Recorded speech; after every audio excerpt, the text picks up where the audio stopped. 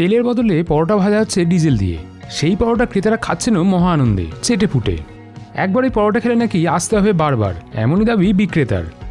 চণ্ডীগড়ের এক ধাবায় এমন ভয়ানক পরোটা ভাজার পদ্ধতি তুলে ধরলেন এক ফুড ব্লগার, আর সেই ভিডিও দেখে মাথায় হাত পড়েছে নেটিজেনদের।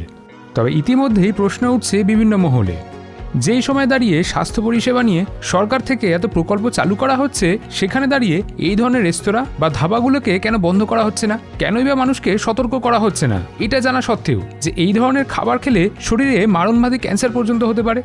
পারলে এই ভিডিওটা সবাইকে দেখান এবং তাদেরকে সজাগ করুন, যাতে তারা এই ধরনের খাবারগুলো থেকে বিরত থাকে।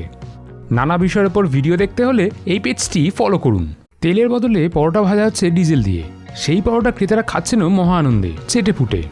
একবারই পরোটা খেলে নাকি আসতে হবে বারবার, এমনই দাবি বিক্রেতার।